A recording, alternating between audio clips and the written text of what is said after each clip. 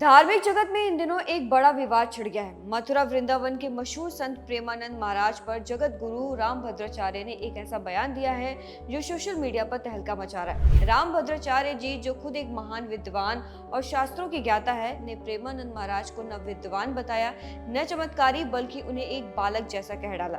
तो चलिए इस पूरे विवाद को आपको विस्तार से समझाते हैं और पूरा मामला क्या है वो भी आपको बताते हैं। दरअसल एक इंटरव्यू के दौरान रामभद्राचार्य जी से पूछा गया कि सोशल मीडिया पर लोग प्रेमानंद महाराज को चमत्कारी बताते हैं। वृंदावन आने वाले भक्त उनके भजनों और प्रवचनों की खूब तारीफ करते हैं, नहीं थकते। इस पर रामभद्राचार्य जी ने साफ साफ कह दिया कि कोई चमत्कार नहीं है। उन्होंने प्रेमानंद जी को खुली चुनौती दे डाली। बोले कि अगर उनमें शक्ति है तो मेरे सामने संस्कृत का एक अक्षर बोलकर दिखाए या मेरे बताए किसी श्लोक का अर्थ समझाकर दिखाए। रामभद्राचार्य जी ने आगे कहा कि वो तो मेरे बालक के समान है। शास्त्र जिसको आए वही असली चमत्कार है। मतलब भजन कीर्तन तो ठीक है, लेकिन शास्त्रीय ज्ञान के बिना चमत्कार का नामो निशान नहीं है। उन्होंने जोर देकर कहा कि वृंदावन और ब्रज जैसे पवित्र स्थानों में सब कुछ है, लेकिन प्रेमानंद जी से उनका कोई द्वेष नहीं है। बस उन्हें न विद्वान मानते हैं, न साधक, न चमत्कारी। असली चमत्कार तो राधा वल्लभ या राधा सुधा जैसे शास्त्रों की चर्चा में एक श्लोक का अर्थ ठीक से बता दे तो बात बने।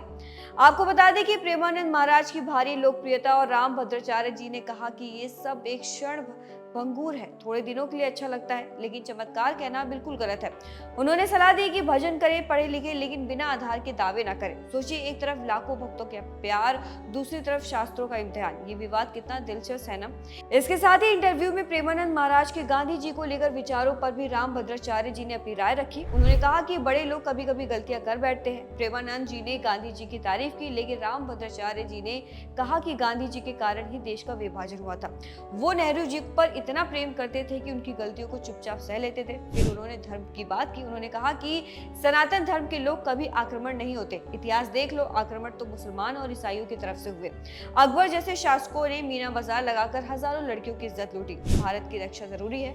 गांधी जी का रघुपति राघव राजा राम गाना अच्छा लगता था और स्वतंत्रता में उनका योगदान था, लेकिन सिर्फ 1%। असली 99% क्रांतिकारियों का था।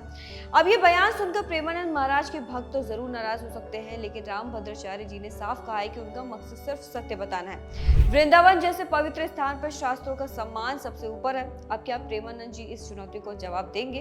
क्या ये विवाद और बढ़ेगा? फिलहाल धार्मिक जगत में ये बहस हमें सोचने पर मजबूर कर रही है कि चमत्कार भजन में है या शास्त्रों में। आपकी क्या राय है? हमें अपनी राय कमेंट में जरूर बताएं और ऐसी खबरों के लिए देखते रहिए द मिरर।